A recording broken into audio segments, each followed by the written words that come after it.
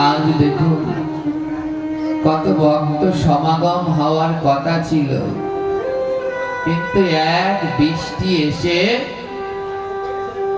সবাইকে কমিয়ে দিল। কিন্তু যারা আসবার তারা আসলোই আসলো। কোথায়? ভাঙা, গোপালগঞ্জ, বান্ধাপাড়া নাকি বান্ধাবাড়ি, কোথা কোথা থেকে তারা চলে এসেছে। কিন্তু ধার নিজের পাশে তারাও অনেকে আসতে পারলেন না।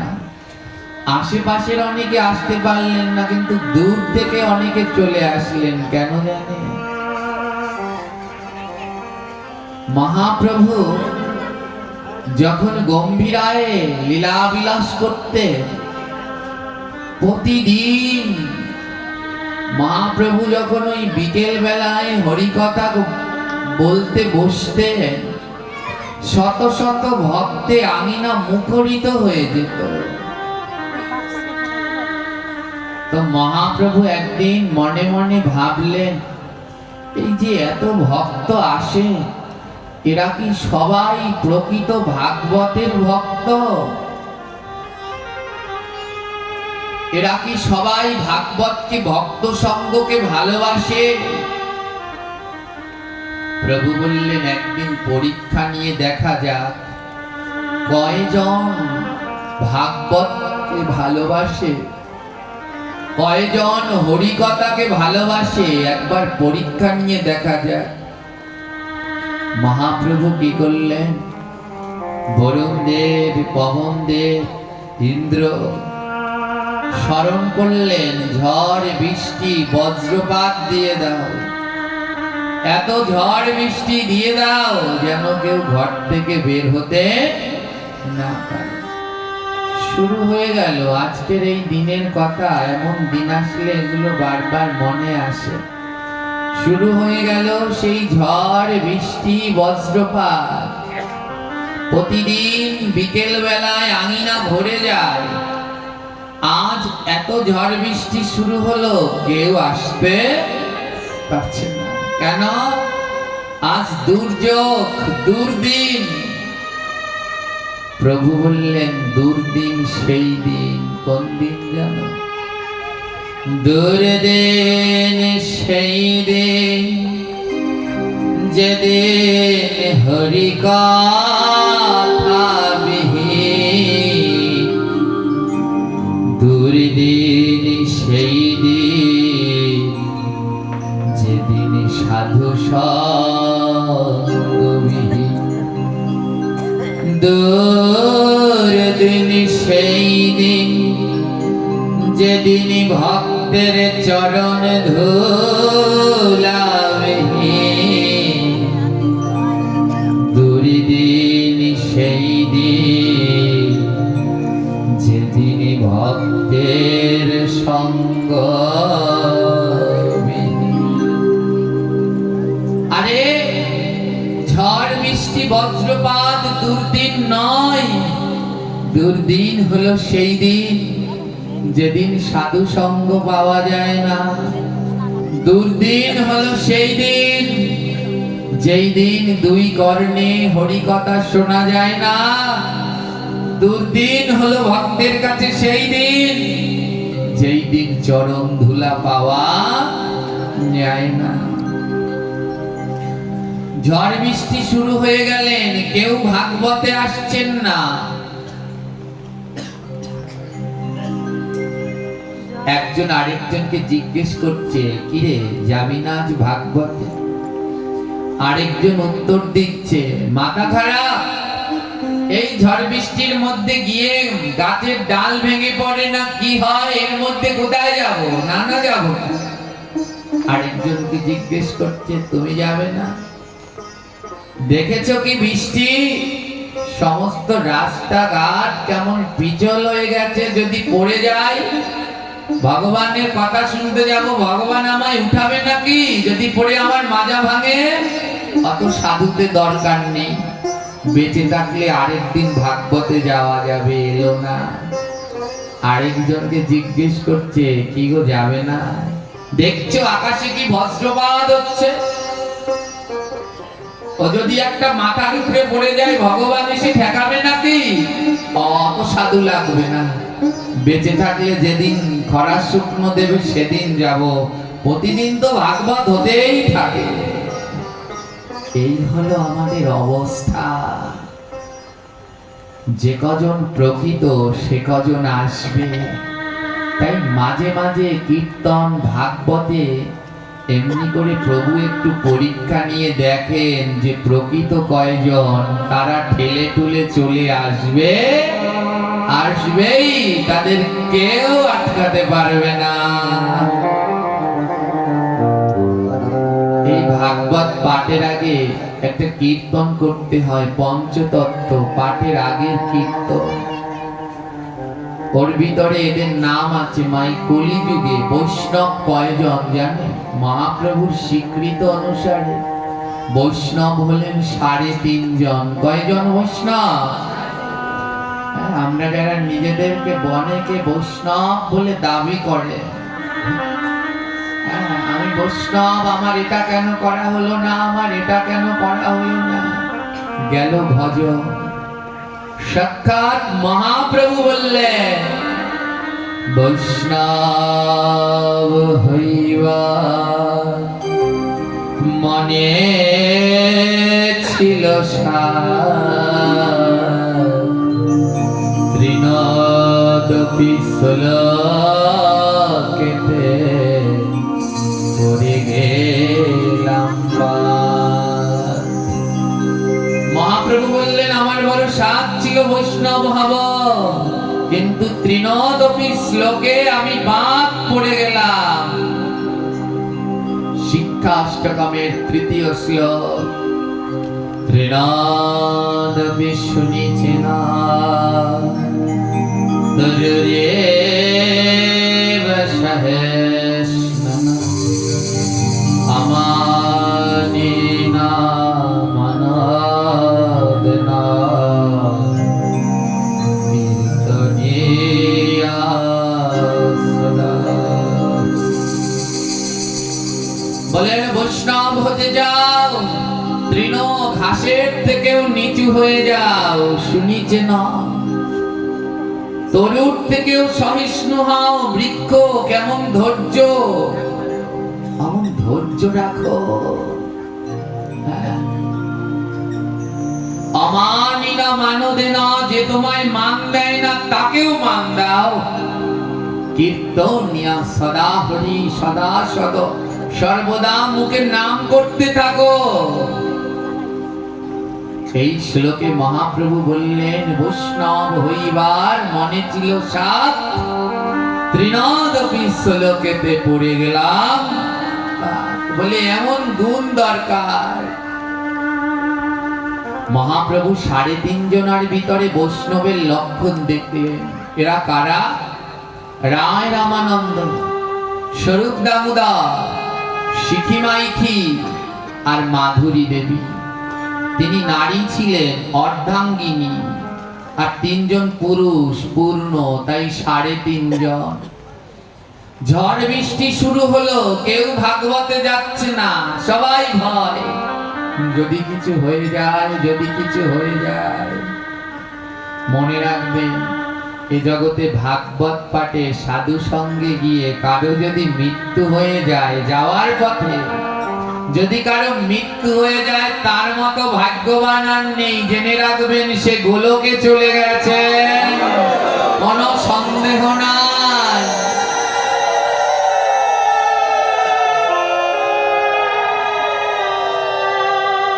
কেউ আসলেন না ভাগবতে। রায় রামানন্দ স্বরূপ দামোদরকে জিজ্ঞেস করছে, কি গো যাবে না? রায় রামানন্দের 2 নয়ন বেয়ে জল ঝরছে। কথা বলতে পারলে এমন মধুর কথা,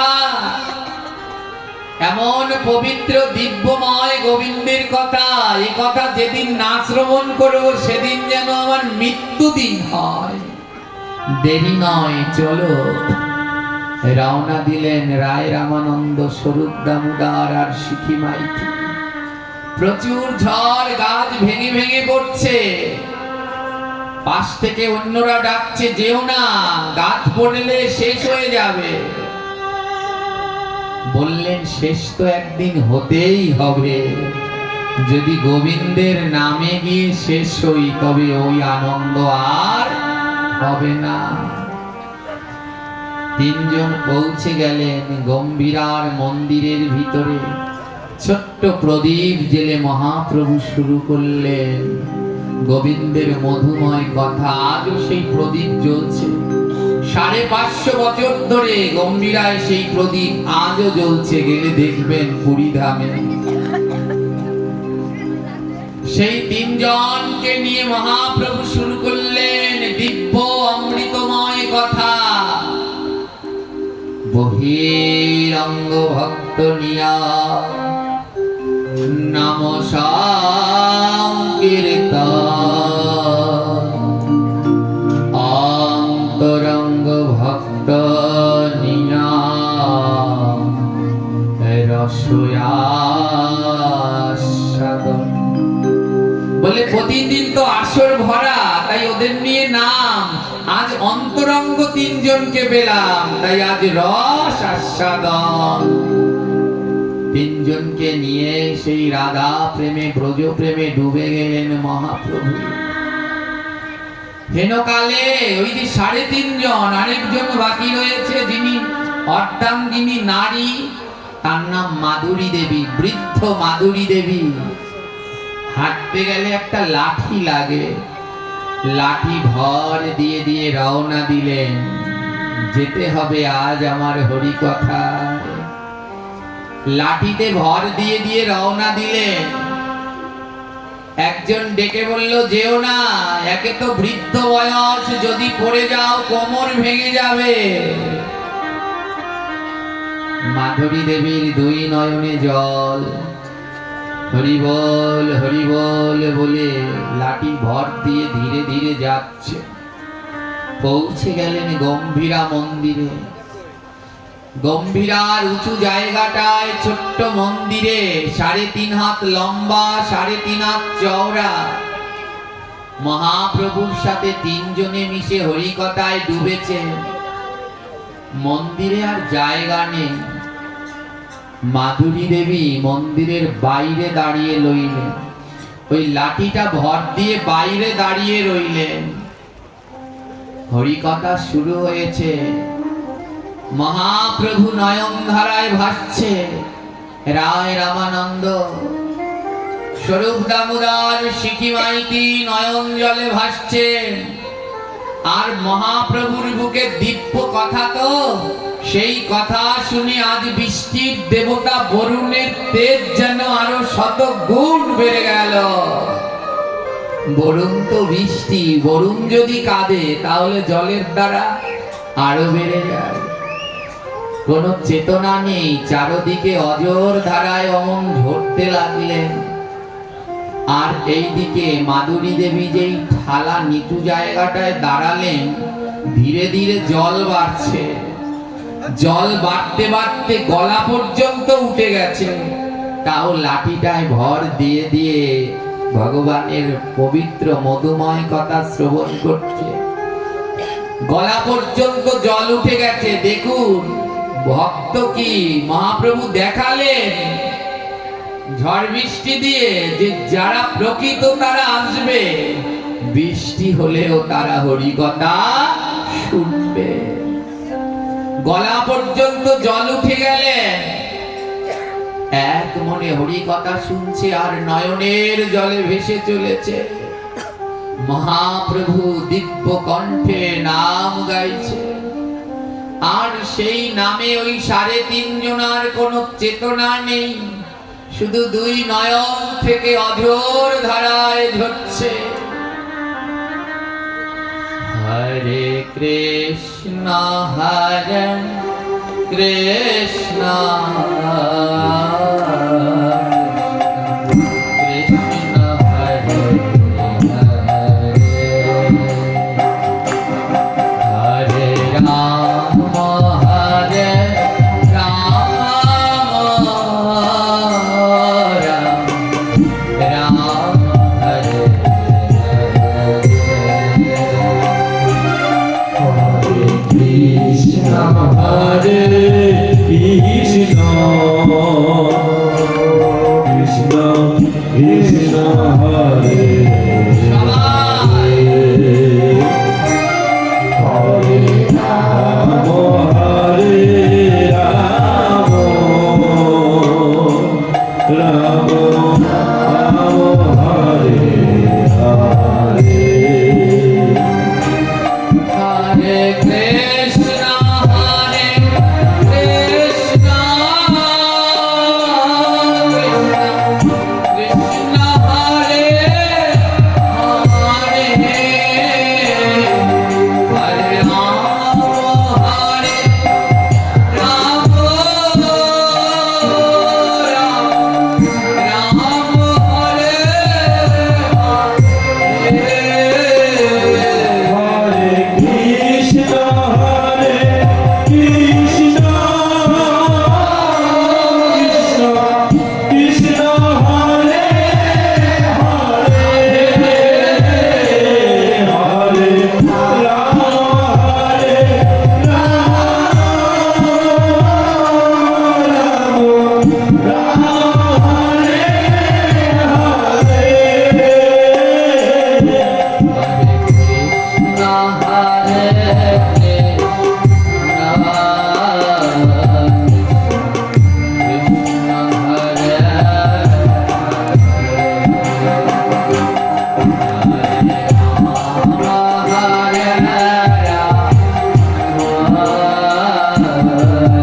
রাম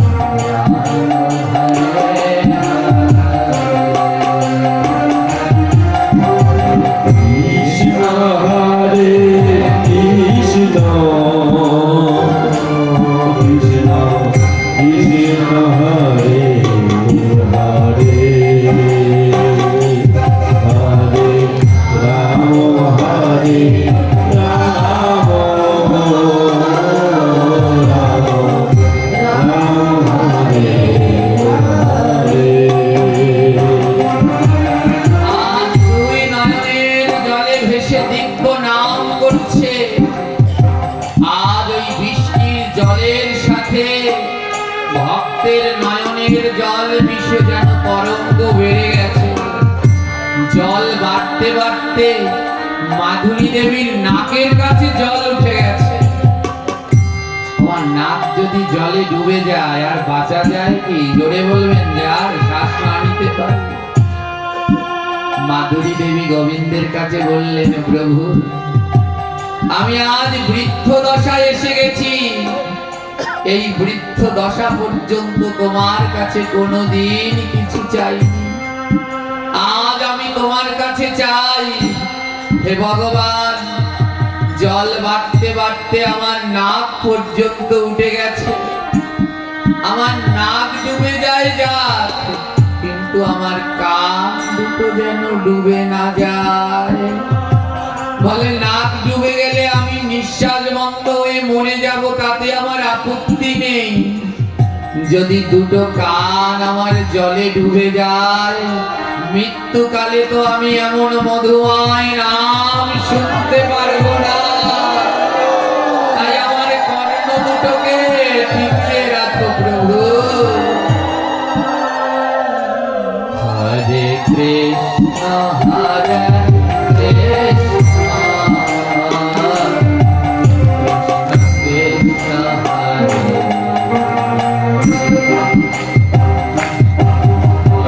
রাম হরে রাম রাম হরে হরে কৃষ্ণ হরে কৃষ্ণ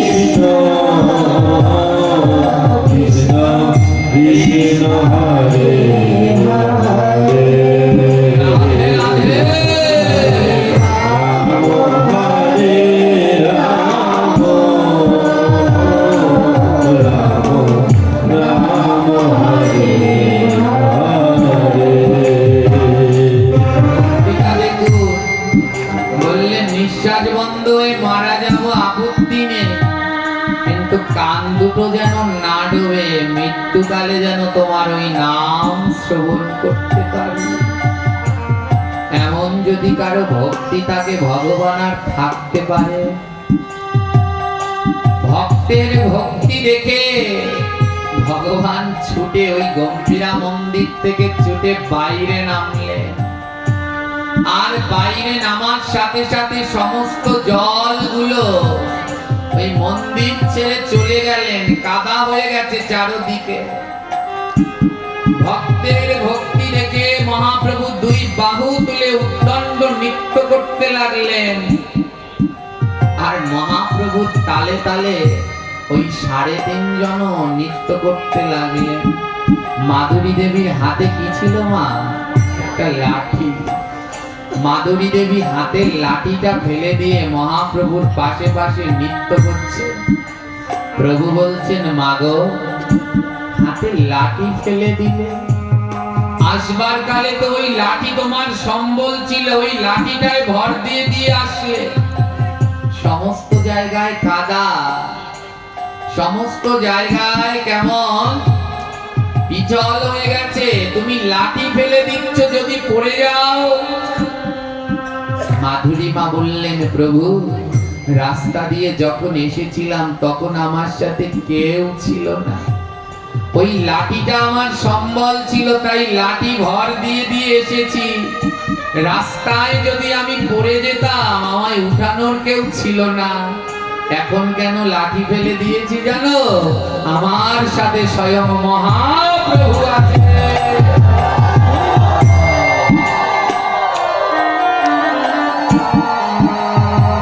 প্রভু এখন যদি আমি পড়ে যাই আমার ভয় নাই, কারণ আমার মহাপ্রভু আছে।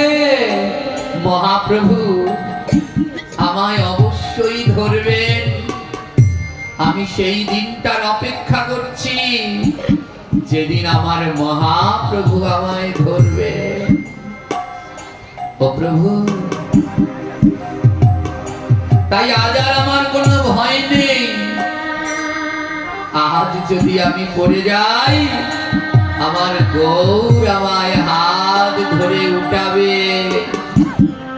লুটিয়ে বললেন, মহাপ্রভু ধন্য।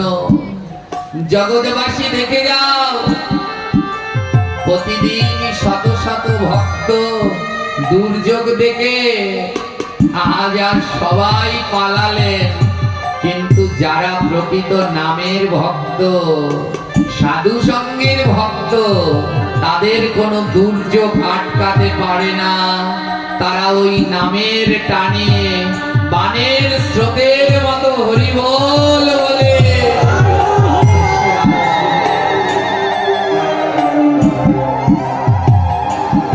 হরে কৃষ্ণ হরে কৃষ্ণ কৃষ্ণ হরে হরে রাম হরে রাম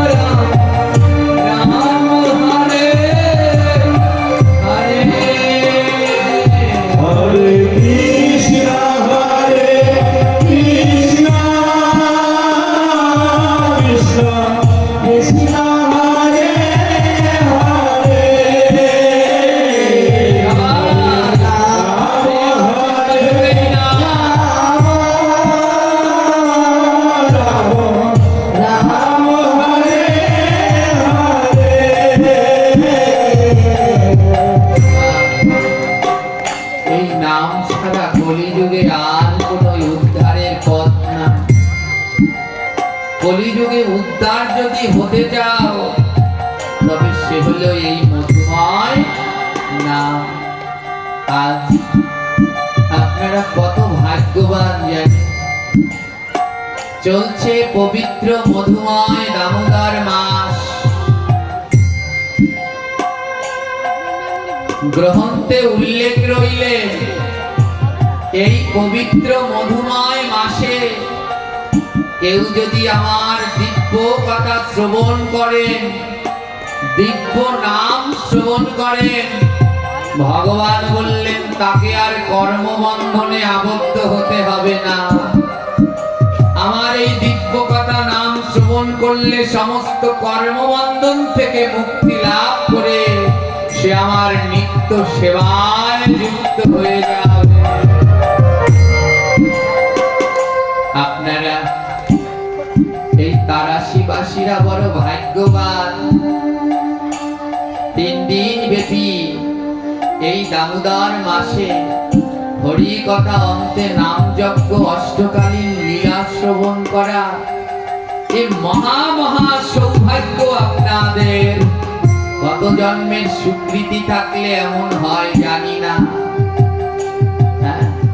কাল এসেছিলেন বাংলাদেশে যতজন মহারথী গোবিন্দের দিব্য নাম প্রচার করেন, তাদের মধ্যে একজন যার বদন দেখলেই মুখে গৌর গৌর বলতে ইচ্ছে করে,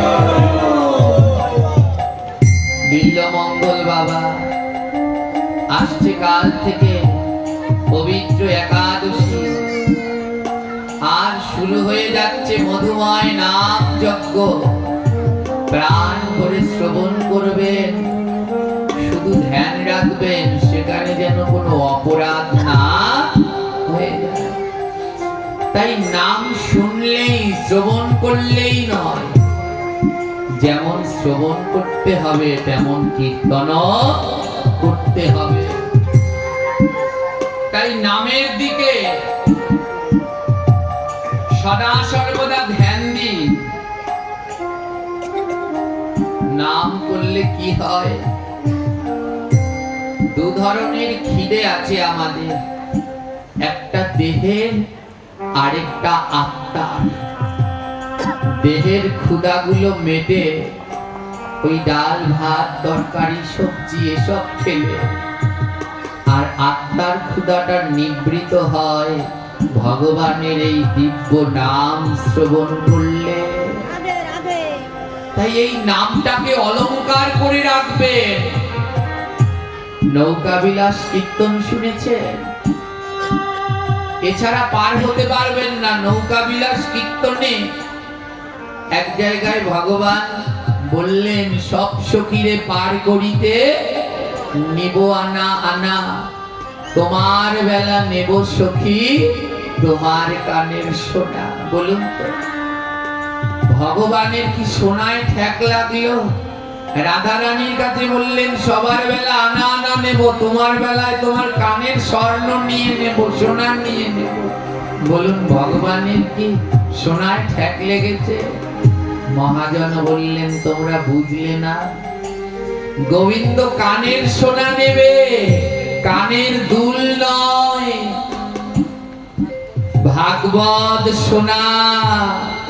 এই যে আজ ভাগবত, কোথায় গেলে? ভাগবত শুনতে গেলাম, ভাগবত শোনা। বলে এর মতো সোনার জগতে নেই। নাম শোনা, বলে এর মতো সোনার জগতে নেই। বলে ওই ভাগবত শ্রবণ করো, শোনো, আর ওটা কানের মধ্যে রেখে দাও। গোবিন্দ বলে যারা ধরে রাখতে পারবে ওই কানের সোনা নিয়ে আমি তাদের ভবনদী পার।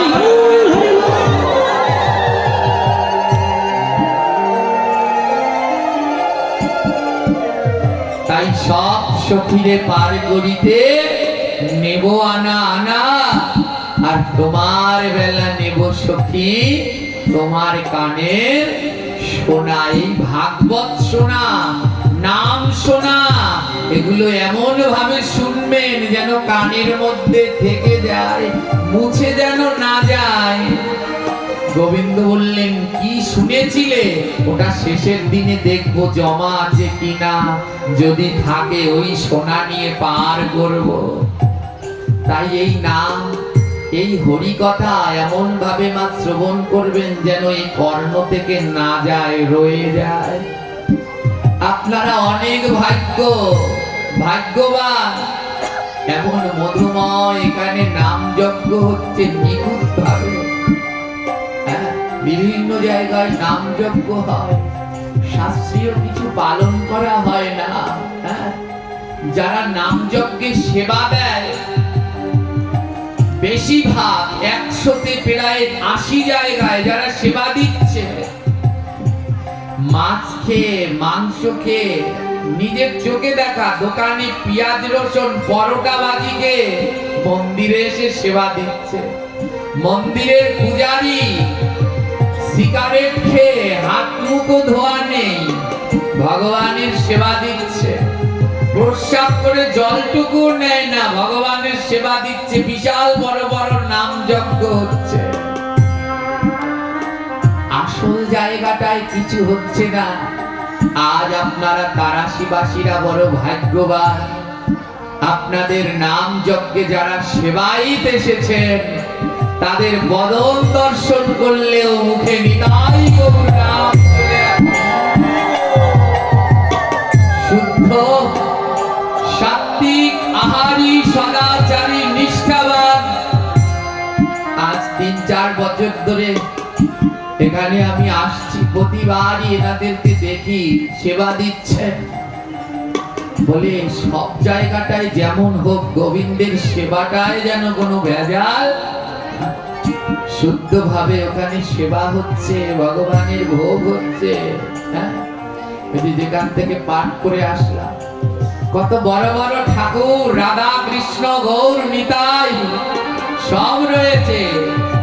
বড় ঠাকুর আনার বেলায় আমরা সবাই আছি, কিন্তু ওই ঠাকুরকে যে আবার সুন্দর করে সেবা দেবে, তার বেলায় ভয় পাবেন না। ওই ঠাকুর আনতে যারা সহায়তা করেছেন, ওনারাও রেডি হন নরকে যাওয়ার জন্য।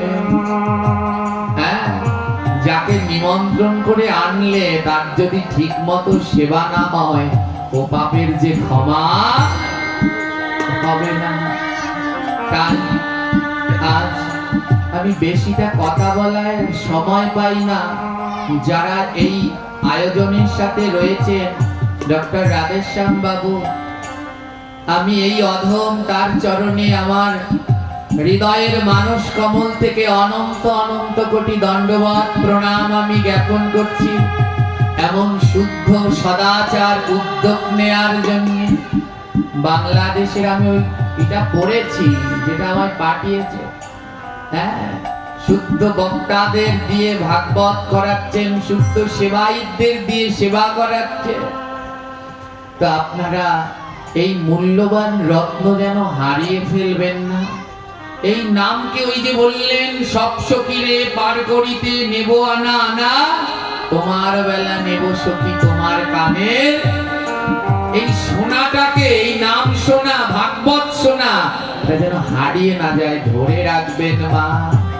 আজ নাম যজ্ঞ মানে কি?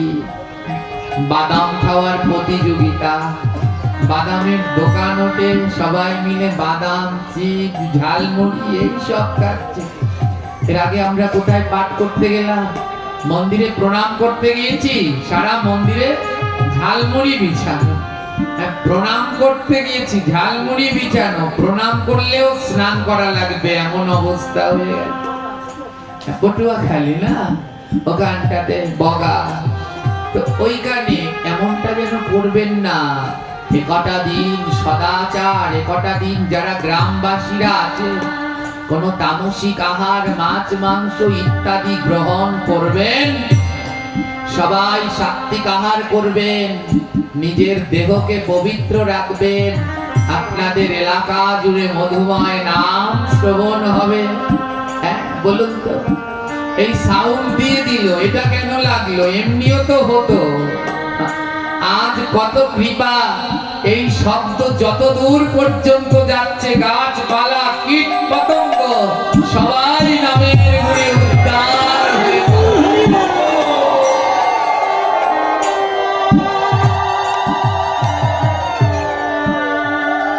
তাই এই নামকে সোনা করেই যেন রাখবে। ধ্যান দিন, নাম কিভাবে শ্রবণ করতে হয়, নাম শ্রবণে কি ফল হয়। এক পরম ভক্ত ছিলেন, নাম তার দীননাথ, তার সহধর্মিণী নাম তার মালতী, একমাত্র কন্যা সন্তান নাম তার সীতা, একমাত্র পুত্র সন্তান নাম তার রোহিতস্য। দীননাথ ছিলেন পরম কৃষ্ণ ভক্ত। তার ঘরের প্রত্যেকটি সদস্য কৃষ্ণ বলতে অচেতন, কৃষ্ণ ছাড়া তারা কিছু বোঝে না। সদা সর্বদা নাম প্রেমের দিব্য আবহাওয়ায় তারা ডুবে থাকে। দীননাথ বড় দারিদ্র, কাঙাল, অন্যের বাড়িতে কাজ করে, কৃষি কাজ করে।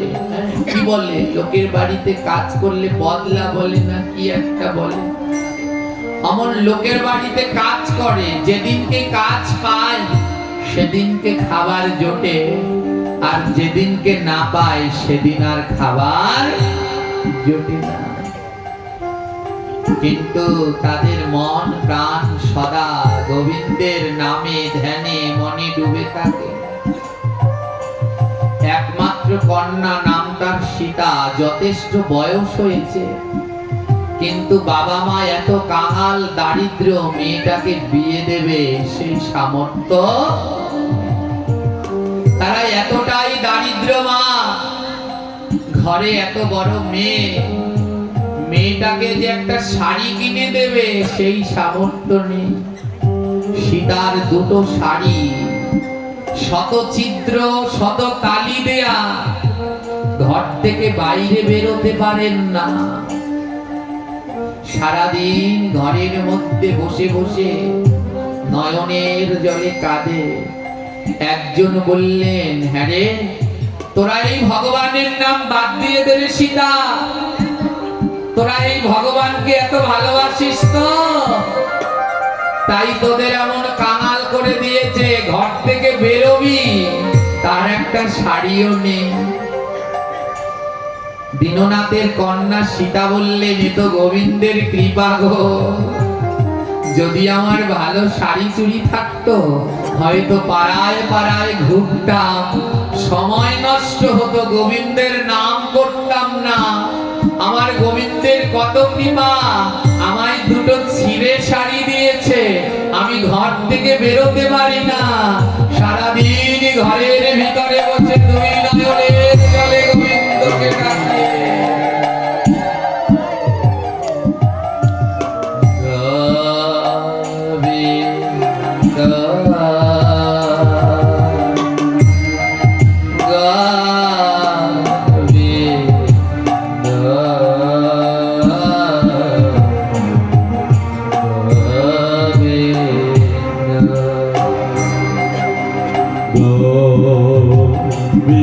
গোবিন্দ গোবিন্দ গোবিন্দ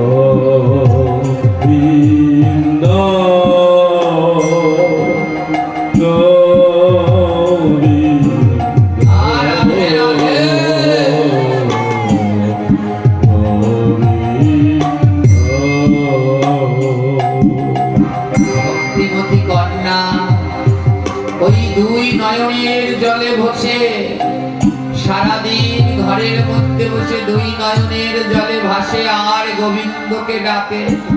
ভালোই করেছো প্রভু,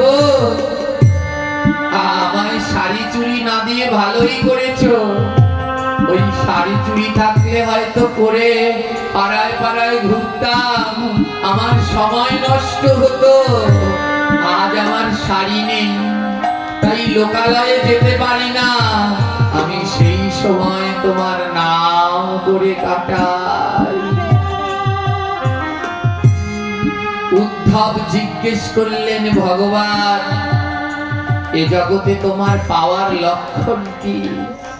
ভগবান বললেন, আমাকে পাওয়ার প্রথম লক্ষণ হলো আমি ভক্তদের কাঙাল বানাই, অর্থ সম্পদ সব কেড়ে নিয়ে যাই। ওমা দেখবেন এ জগতে যেই কয়জন ভক্ত হয়েছে ভগবান তাদের কেমন কাঙাল বানিয়ে দিয়েছে। বলে তাতে লাভ কি? বলে যার অর্থ সম্পদ নাই তার কোনো আত্মীয় স্বজন বন্ধু বান্ধব তার কাছে আসে না, তাকে অত ভালোবাসে না। গোবিন্দ বললেন, যাকে কেউ ভালোবাসে না তাকে আমি ভালোবাসি। বলে তোমাকে পাওয়ার দ্বিতীয় লক্ষণ, বলে আত্মীয় স্বজন পুত্র পরিজন সবাইকে দূর করে দেই। ওমা যারা ভক্তি পথে এসেছেন, সাত্বিকাহার করছেন, প্রসাদ পাচ্ছেন, দেখবেন তাদের বাড়ি আত্মীয় স্বজনরা আসতে যায় না। বলে ওরা নিরামিষ খায়, ওদের বাড়ি গেলে আমাদেরও নিরামিষ খাওয়া লাগবে, আসতে চায় না। দুঃখ মনে করবেন না, এটা গোবিন্দ পাওয়ার লক্ষণ। বলে যেদিন ওরা কেউ না আসবে সেদিন আমি আসবো তোমার কাছে, ভয় নাই ভক্ত। যেদিন এ জগতের কেউ আসবে না সেদিন আমি আসব। ছোট্ট ছেলে রোহিতস্য ভালো মন্দ কিছু বোঝে না, সারাদিন বাগান থেকে পুষ্প চয়ন করে, মালা গাঁথে আর গোবিন্দের গলায় পরায়। আর তাদের মা মালতী ওই চুলোর উপরে জল বসিয়ে জল ফুটাতে থাকে। এত দারিদ্র তারা, কখন ওই দীননাথ চাল নিয়ে আসবে, তারপরে রান্না হবে, ভোগ হবে, প্রসাদ পাবে। তাই মালতী মা আমার চুলোর উপরে জল বসিয়ে ফোটাতে থাকে আর ভগবানকে ডাকতে থাকে। ভগবান বলে, ভক্ত একবার চেয়ে দেখো, একবার যদি চাও যা লাগবে সব দিয়ে দেব। ভক্ত বললেন, হে গোবিন্দ এই জগতে খাওয়া পড়া এসব আমার চাওয়া না, এই জগতে তোমার কাছে একটাই চাওয়া, যেন বদন ভরে তোমার নাম করতে পারি, আর মন ভরে যেন মধুময় সাধু সঙ্গ করে যেতে পারি। জল ফুটছে আর ভগবানকে ডাকছে,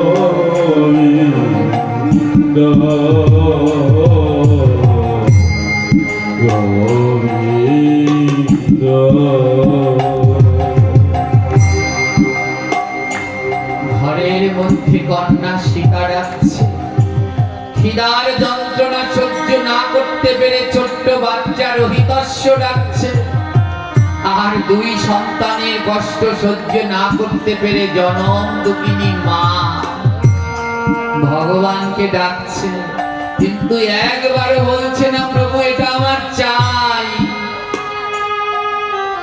আমরা এত নাম করি, এত ধর্ম অনুষ্ঠানে যাই, কাজ হয় না কেন জানেন? কারণ আমরা বারবার ভগবানের কাছে চাই। বলুন, এ জগতে গোবিন্দের অজানা কিছু আছে? জোরে বলবেন, আছে কি? তাহলে কেন আবার গোবিন্দের কাছে চাইতে হবে? প্রভু, আমার কোমর ব্যথা কমাও, আমার ছেলের চাকরি দাও, মেয়ের বিয়ে দাও। তিনি তো সব জানেন। বিশ্বাস রাখো, ধৈর্য রাখো, সময় মতো আমার গোবিন্দ তোমায় ঠিক দিয়ে দেবে। সেই পর্যন্ত প্রভুর নাম করে যাও। দীননাথ রাস্তার পাশে গিয়ে দাঁড়িয়েছে। কেউ কাজে নেবে আমায়, কেউ কাজে নেবে, কিন্তু কেউ কাজে নেয় না। ওদিন কেটে গেল, সন্ধ্যাবেলায় ফিরে এসেছে। সহধর্মিনী মালতী ছুটে গেছে, চাল এনেছো? না গো, আজ তো কাজ পাইনি, সারা দিন বসেছিলাম রাস্তায়, কেউ নেয়নি কাজে। মালতীর দুই নয়নে জল। কাঁদছো কেন? ওরা খেতে পারেনি তাই? মালতী পরম কৃষ্ণ ভক্ত বলছে, না গো স্বামী, আমার দুই সন্তান খেতে পায়নি তাতে আমার কোনো কষ্ট নেই, কিন্তু আমার মাধবের যে আজ ভোগ হলো না, আমার মাধব যে আজ উপবাসী রইল। দেখেছে, নিজেদের খাবার নিয়ে ভক্তের চিন্তা নেই, গোবিন্দ সেবা নিয়ে চিন্তা। দীননাথ বলে, জানো, আমার মাধবের আরেকটা ভোগ হয়। বলে, কি ভোগ? নাম। আসো, আজ সারা দিনে প্রভুকে তো ভোগ দিতে পারিনি, তাই আজ সারা রাত্র ধরে আমরা ঘুমাবো না, সারা রাত্র ধরে প্রভুর কাছে নাম করব। আজ আমার প্রভু নাম আহার করবে। চলো চলো, আমরা বদন মিলে প্রভুর নাম গাই।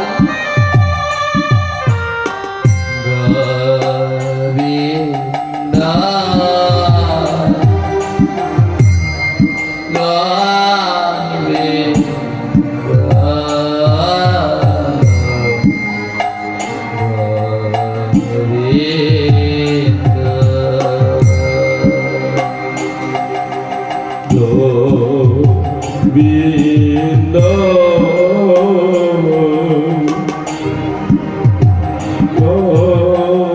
গোবিন্দ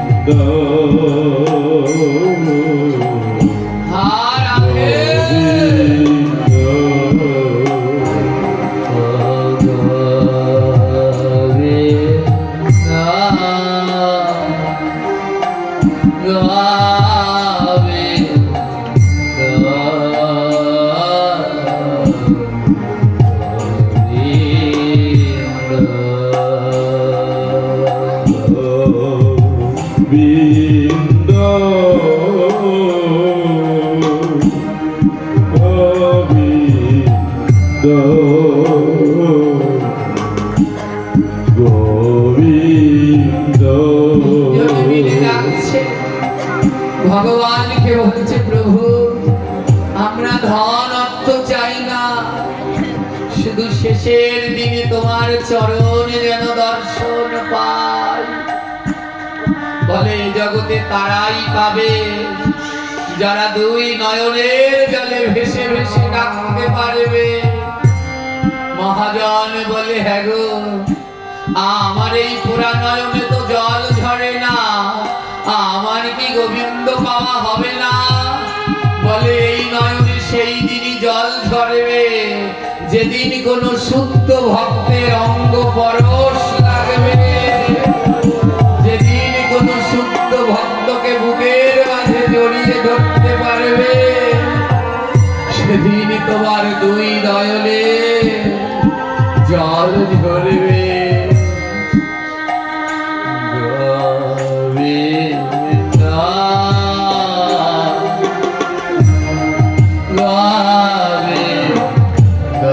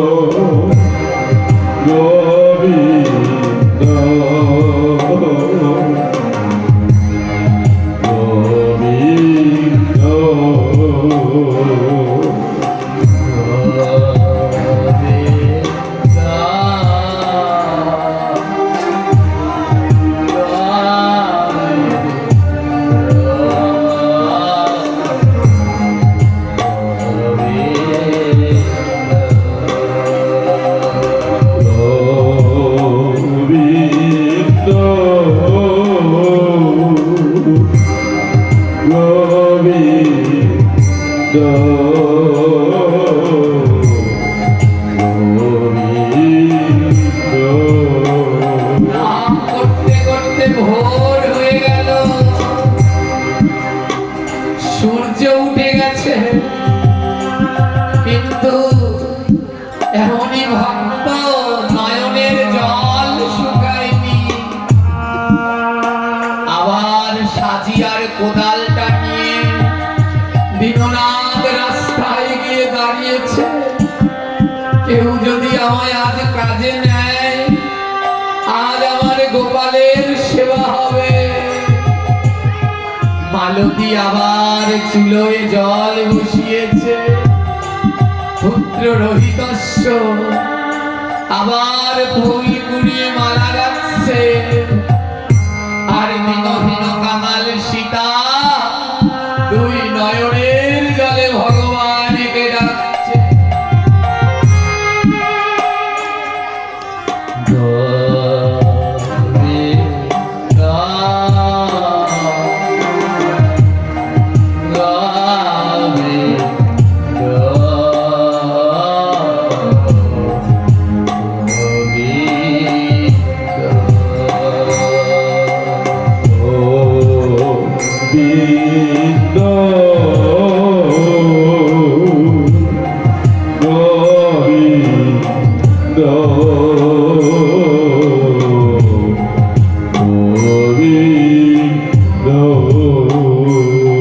দিন হয়ে গেল, দীননাথ কোনো কাজ পায়নি, কোনো খাবার জোটেনি। বাবা, এই দারিদ্রতা যে কি কষ্টে, খাবার না পাওয়া, এই দারিদ্রতা যে কি কষ্টের সবাই বোঝে না। যারা এর মধ্যে দিয়ে বড় হয়েছে তারা জানে এটা কত যন্ত্রণার, কত কষ্টে। সুসময় অনেক বন্ধু পাওয়া যায়, কিন্তু যেদিন আর অর্থ থাকে না সেই দিন কাউকে খুঁজে পাওয়া যায় না। তাই যাদেরকে সুসময়ে পাবেন, দুঃসময়ে পাবেন না, তাদের আর এই জীবনের সাথে বেঁধে লাভ কি? তাই এই জীবনের সাথে আমার গোবিন্দকে রাধারানীকে বেঁধে দিন, বলে দুঃসময়ও যাবে না, সঙ্গের সাথী হয়ে থেকে যাও।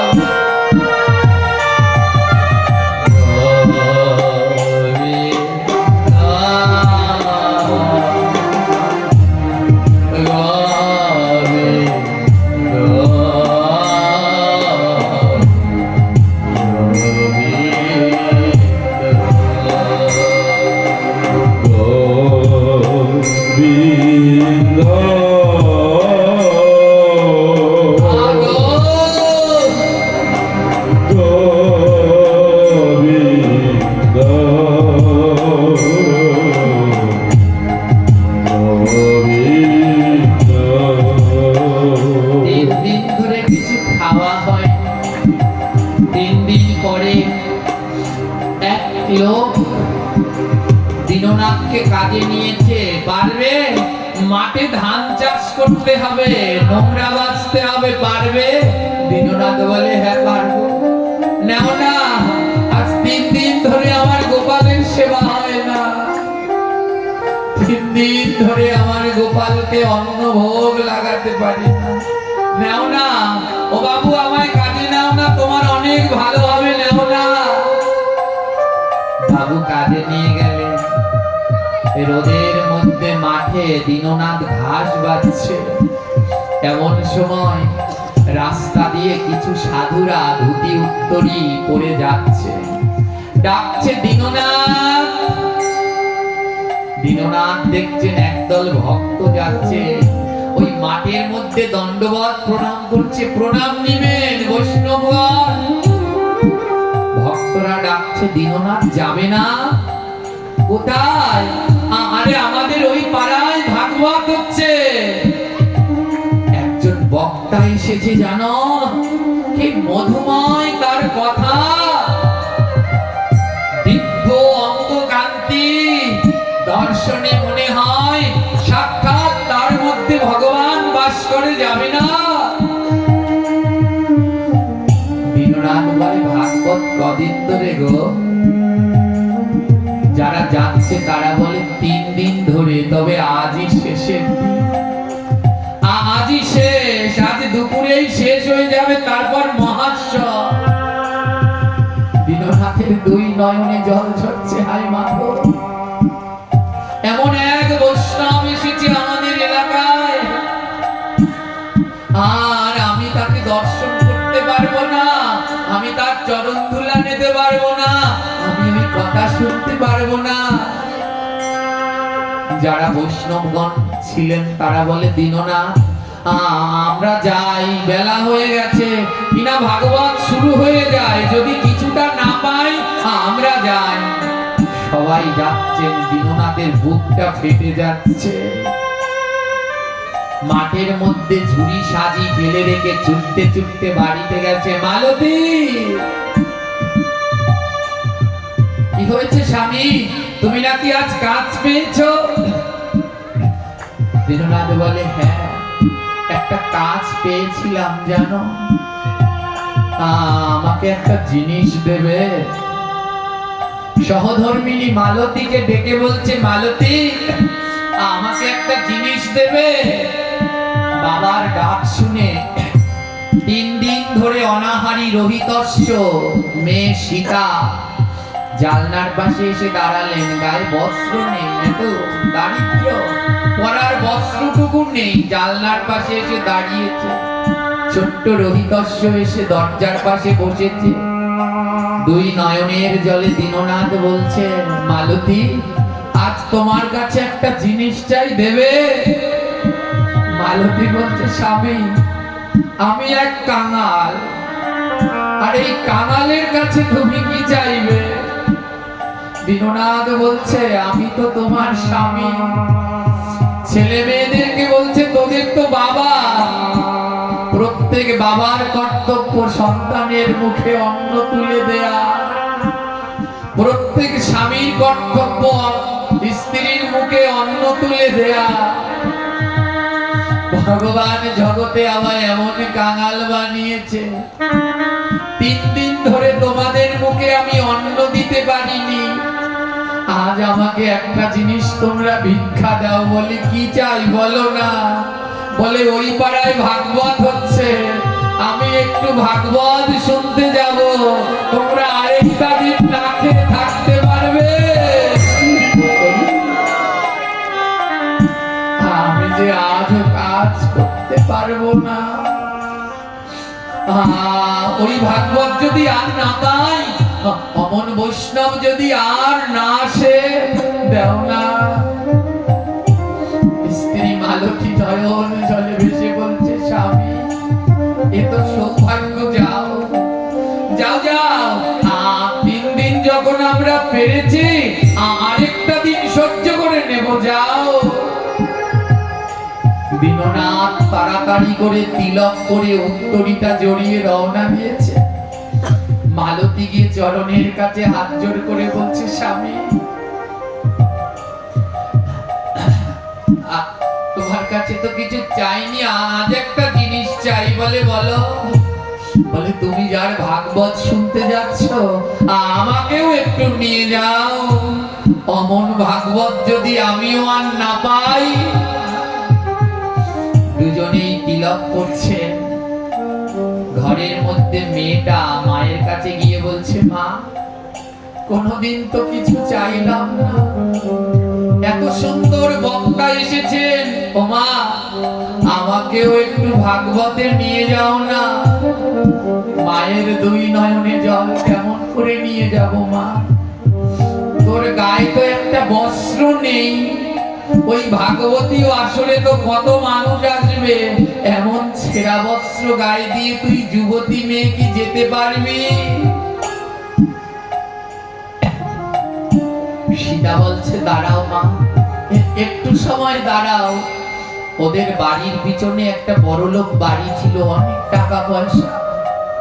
ওই বড়লোক বাড়িতে সীতা ছুটতে ছুটতে গেলেন, আর বড়লোক বাড়ির মেয়েটাকে বললেন, দিদি আমাকে একটা কাপড় দেবে? বড়লোক বাড়ির মেয়েটা বললেন, তুই কাপড় দিয়ে কি করবি?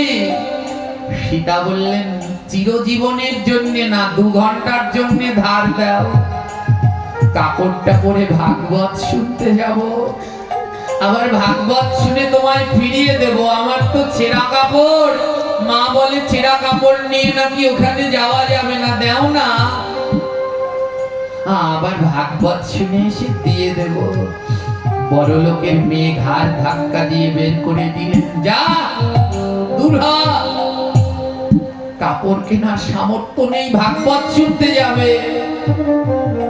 দূর থেকে ওই বড়লোক বাড়ির কাজের মেয়েটা এটা দেখলেন, কাজের মেয়েটা দেখলেন সীতা কান্না করতে করতে রাস্তা দিয়ে যাচ্ছে, আর ভগবানকে বলছে, প্রভু আমি এত কাঙাল, এত দারিদ্র, তোমার ভাগবতে যাওয়ার মতো সামর্থ্য আমার নেই।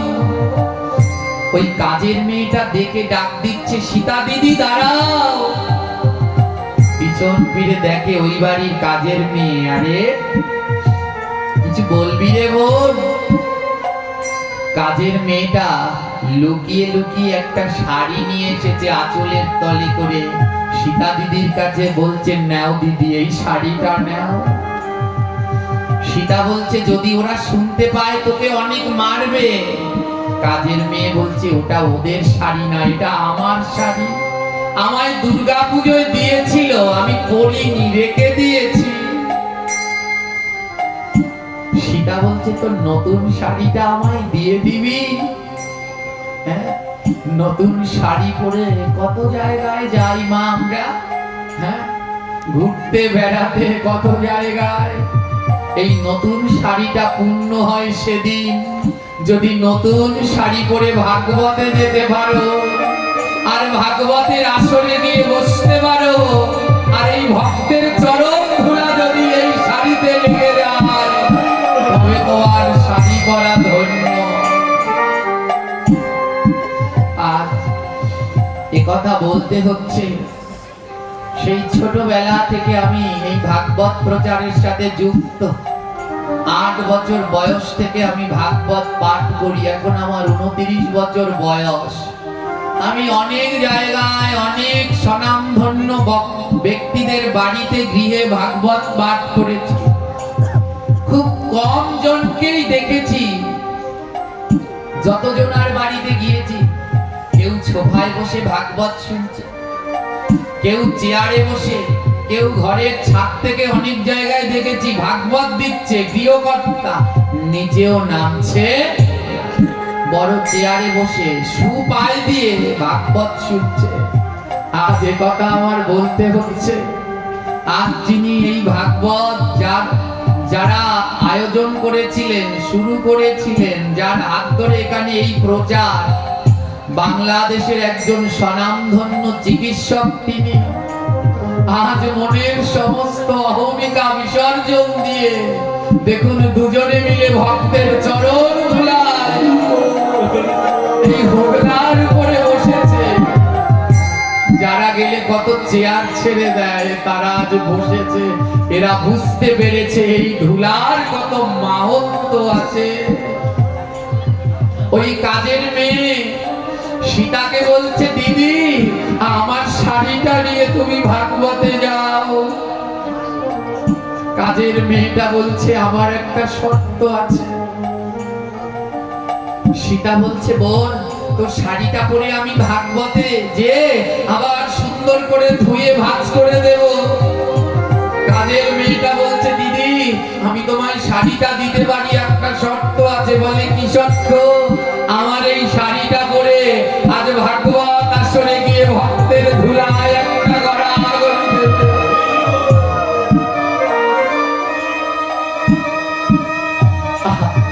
আমি তো লোকের বাড়ি কাজ করি, আবার তো যাওয়া হবে না। তুমি গিয়ে আমার শাড়িটা পরে একটা ধুলায় গড়াগড়ি দিও, আর ধুলা মাখা শাড়িটা এনে আমার কাছে দিও। আর যখন ভক্তের ধুলা মাখা শাড়িটা পাবো, আমি কি করব জানো? আমি ভক্তের ধুলা অঙ্গে মাখবো। ভক্তের ধুলা অঙ্গে মাখবো। ভক্তের ধুলা অঙ্গে মাখবো। ভক্তের ধুলা অঙ্গে মাখবো।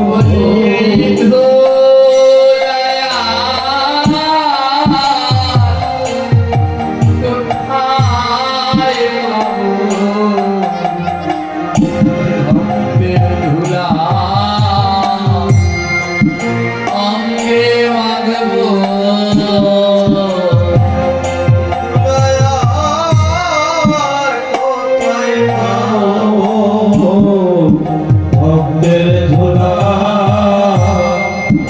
অঙ্গে মাখবো।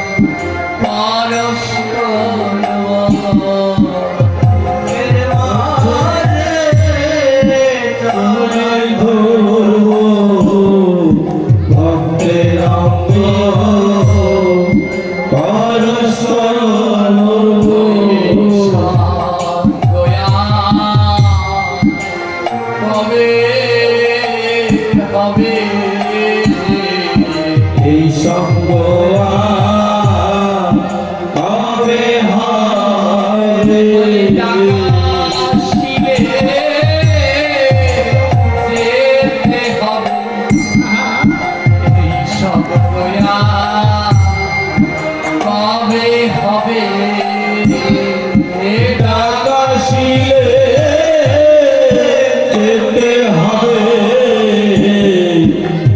সঙ্গ আর কবে হবে করো রে মন ভক্তের সঙ্গ করো রে মন ভক্ত বলে সঙ্গ টাকা শিলে হবে করো রে মন ভক্ত সঙ্গ আকাশিয়ে যেতে হবে করো রে মন ভক্ত সঙ্গ বলে রাগ আসলে কিন্তু আর থাকা যাবে না, সেদিন সব কিছু ছেড়ে যেতে হবে।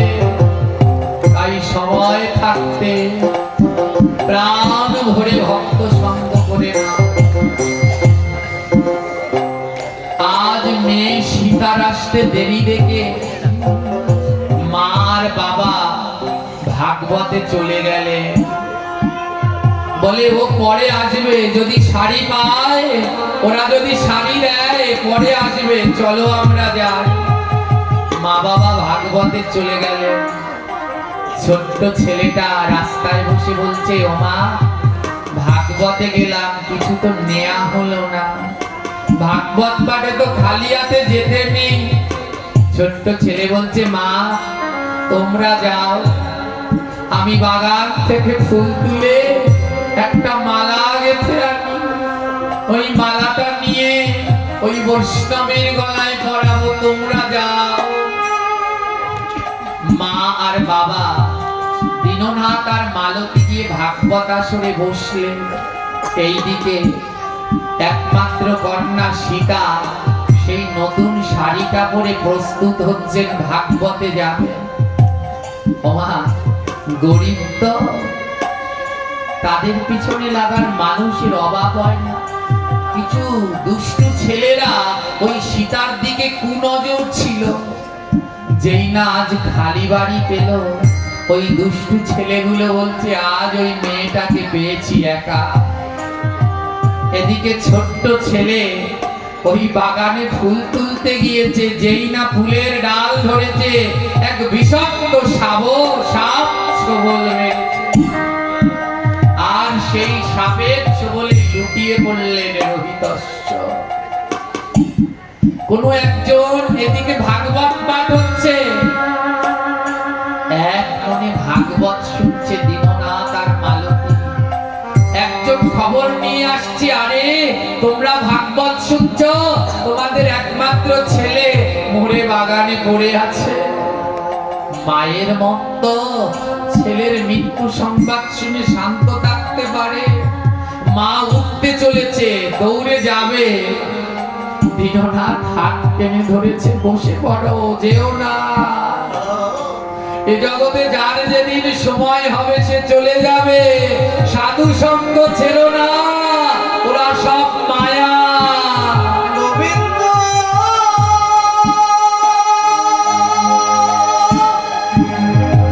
গোবিন্দ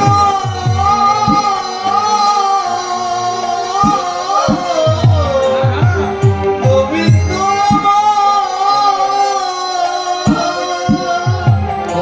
ওরা সব মায়া।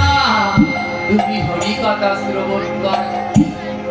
দুজনে মিলে হরি কথা শ্রবণ করলে। বাবা ছুটতে ছুটতে গেলেন, গিয়ে দেখে ছেলেটা মরে পড়ে আছে।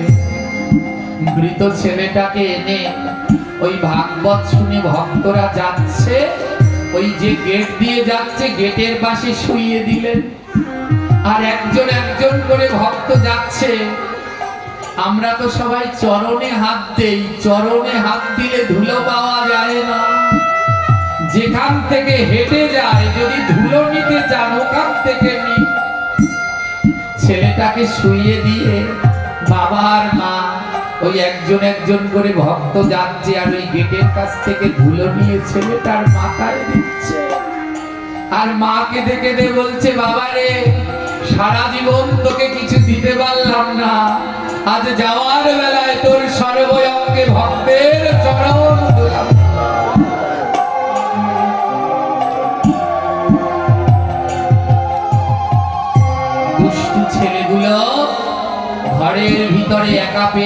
সীতার উপরে হামলা করল।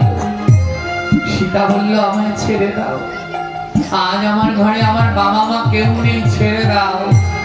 দুষ্টু ছেলেগুলো বলল, আজ আর তোর রেহাই নেই। সীতা বললেন, এ জীবন দিয়ে দেব, কিন্তু মান দেব না। ঠাকুর ঘর থেকে বটিটা নিয়ে গোবিন্দ বলে গলায় চালিয়ে দিলেন। ছটপট করতে করতে মরে গেলেন সীতা। একজনে গিয়ে বললেন, আরে তোমরা এখানে ছেলে নিয়ে পড়ে আছো, তোমার মেয়ে ছটপট করছে। ছেলেটাকে কোলে নিয়ে দৌড়াতে দৌড়াতে বাড়িতে গিয়ে দেখলেন একমাত্র মেয়েও মরে পড়ে আছে। একমাত্র কন্যা, একমাত্র পুত্রের শোক সহ্য না করতে পেরে দীননাথের সহধর্মিনী মালতী ওই শোক সহ্য করতে না পেরে তিনিও ওখানে দেহ ত্যাগ করলেন। তিনজনেই মারা গেলেন। দীননাথের দুই নয়নে জল, চোখটা বন্ধ করে গোবিন্দকে স্মরণ করছেন। গোবিন্দা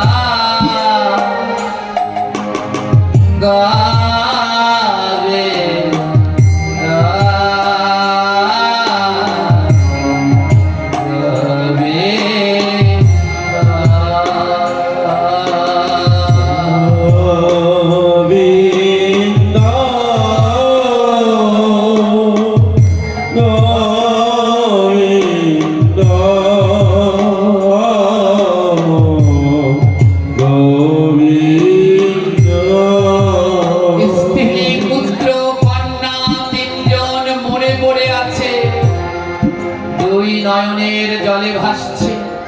যখনই চোখটা বন্ধ হয়েছে, ওই নয়ন মুদেছে, তখনই নয়নের ভিতরে দেখছে এক আলো আধা ছায়া। গোবিন্দ দর্শন দেয়নি, আলো আধা ছায়া রূপে এসে দীননাথকে বলছে, দীননাথ তুমি আমার নাম বন্ধ করে দাও, সেবা বন্ধ করে দাও, আমার স্ত্রী পুত্র কন্যা ফিরে পাবে। দীননাথ বললেন, প্রভু এ জগতে যার সময় হবে সে যাবে, সব বন্ধ করতে পারবো, তোমার নাম তোমার সেবা আমি বন্ধ করতে পারবো না। যতদিন এই দেহে প্রাণ আছে তোমার নাম আমি করে যাব।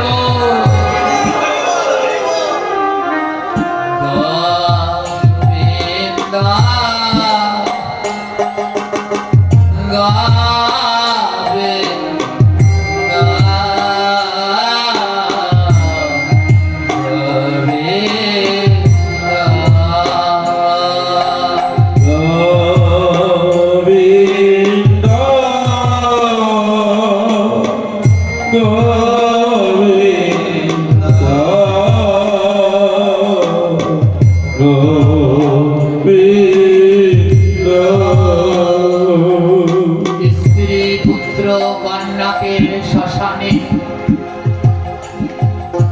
নিয়ে যাওয়া হলো, সৎকার হলো। দীননাথ বাড়িতে এসে গোবিন্দের সম্মুখে বসলেন আর ভগবানকে বললেন, ভালো করেছো প্রভু, আমায় চিরদিনের মতো মুক্ত করে দিয়েছো। আর আমার কোনো চিন্তা নেই, ছেলে কি খাবে, মেয়ে কি খাবে, স্ত্রী কি খাবে, আর কোনো চিন্তা নেই। এই যে আমি বসলাম, এখন আমি প্রাণ ভরে তোমার নাম করব। যতক্ষণ তুমি না আসবে আমি নাম করে যাব, তবে আর আমার চিন্তা নেই।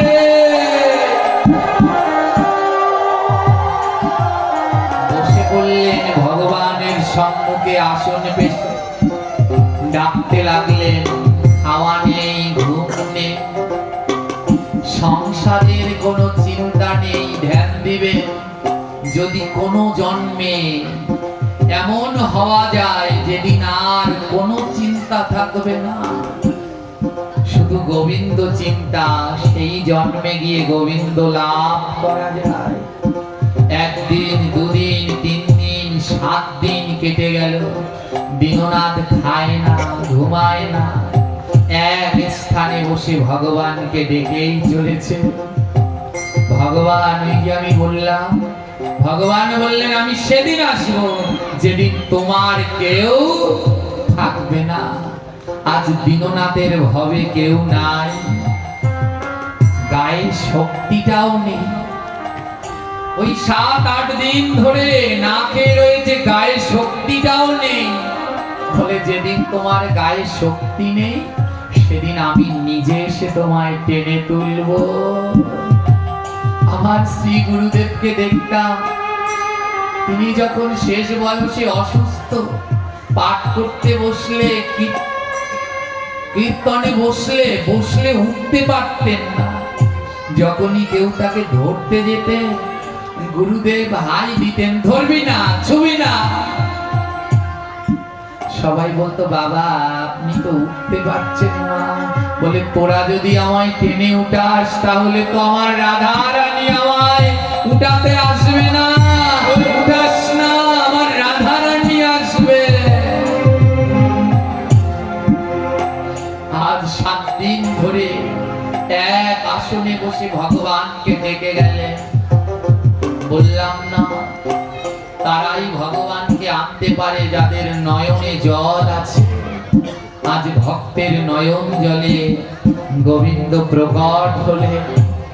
আজ বংশী হাতে গোবিন্দ আমার প্রকট হলেন। দীননাথ চোখ খোলো, দেখো আমি এসেছি, আমি শ্যামল বংশীধারী শ্রী হরিয়ার তোমায় দর্শন।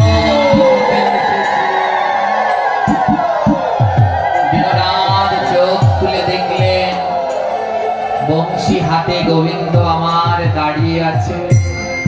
দীননাথ বললেন প্রভু এতদিন ধরে তোমায় ডাকলাম, আজ সাড়া দেওয়ার সময় হলো। আজ যখন তুমি আসলে তাই আজ প্রাণ ভরে তোমায় আমি সাজাবো। আমার মনের মাধুরী দিয়ে তোমায় সাজাবো, আরতি করব। কতদিন ধরে তোমায় ডাকি, বহুদিন ধরে ডাকছি, কিন্তু তুমি আসো না। আজ যখন এসেছো, আজ প্রাণ ভরে তোমায় আমি সাজাবো। তাই আজ ভক্ত গাইলেন বহুদিন পরে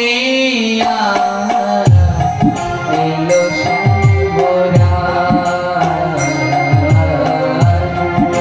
বহুদিন পরে এলো শ্যামরা। বহুদিন পরে এলো শ্যামরা। বহুদিন পরে এলো শ্যামরা। ও শ্যামসুন্দর, তোমায় কতদিন দেখেছি, তুমি আজ বহুদিন পরে আমার কাছে। আজ আমি কি করব জানো, আজ আমি কি করব জানো প্রভু, বহুদিন পরে তুমি এসেছো তো, আজ অনেক দিন পরে তোমায় পেয়েছি। তাই আজ আমি কি করব জানো, ও মনোহরে সাজাইব, মনোহরে সাজাইব, মনোহরে সাজাইব, মনোহরে সাজাইব। আজ নিরালা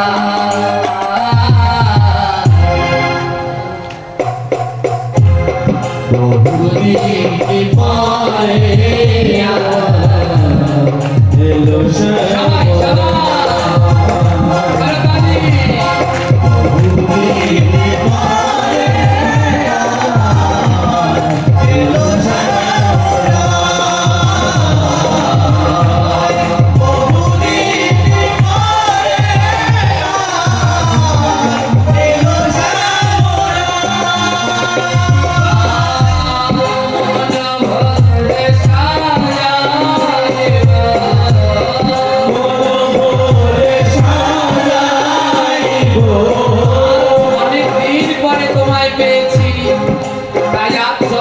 যতক্ষণ আমার মন শান্ত না হবে প্রাণ ভরে তোমায় সাজাবো।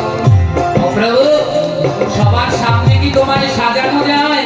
দেখো দেখো, আমার ছেলে বউ কেউ নেই, আজ নিরালয় পেয়েছি তোমায়, তাই মন ভরে ভোরে সাজাইব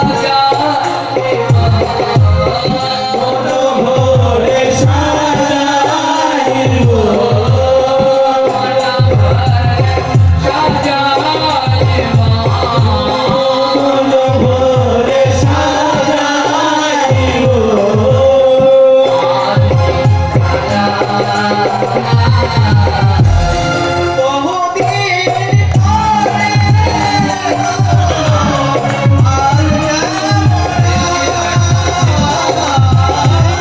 বহুদিন পরে বহুদিন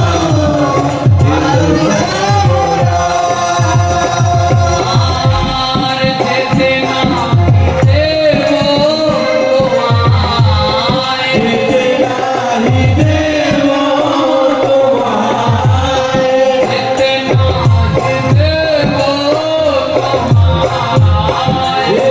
নাহি দেব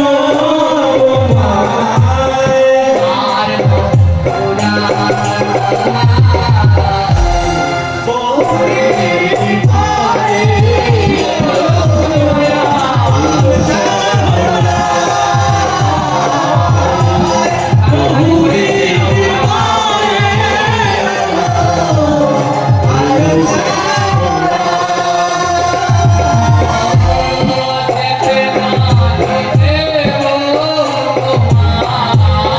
যেতে নাহি দেব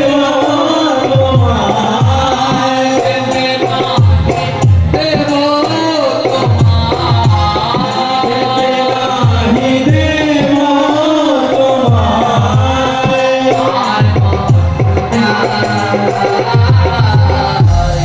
বহুদিন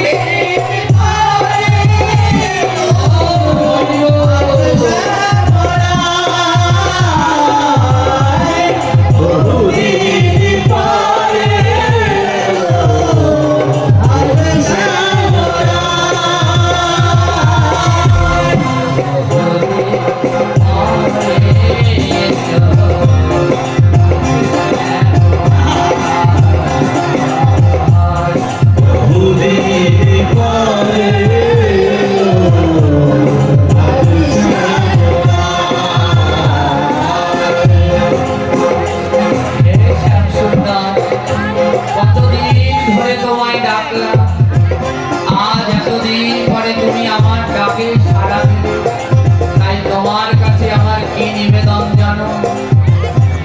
আর ছেলেকে দিও না গো রাত, ছেলেকে দিও না গো প্রাণ।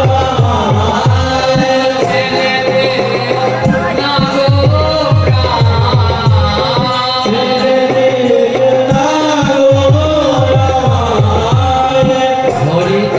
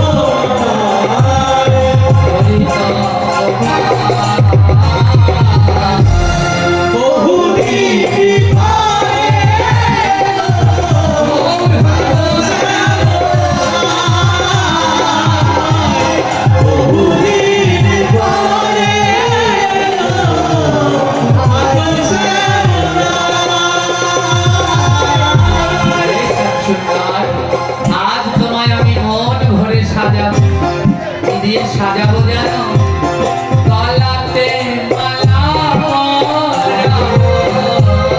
গলাতে মালা পরাবো কেউ উঠবেন না, যে যা জায়গায় জায়গায় বসে থাকুন, আপনাদের টিপ দেওয়া হবে, সবাই বসে থাকুন।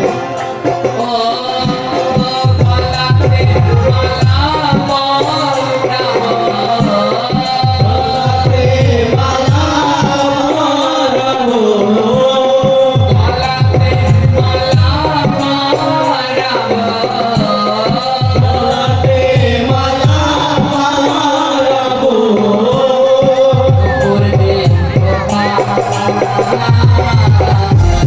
বহুদিন পরে আলো শ্যামলা,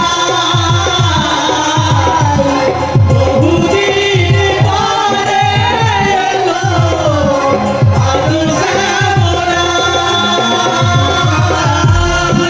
আর কি দেব জানো প্রভু, আর লালাতে চন্দন দেব, গলাতে চন্দন দেব, লালাতে চন্দন দেব, গলাতে চন্দন দেব, আলতা দেব,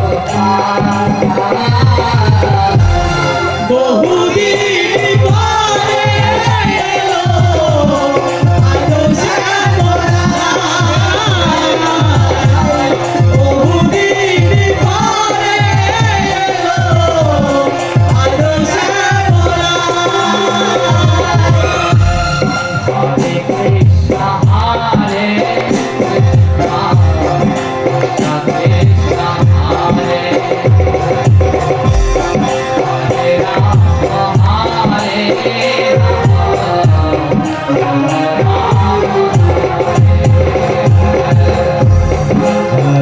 কৃষ্ণ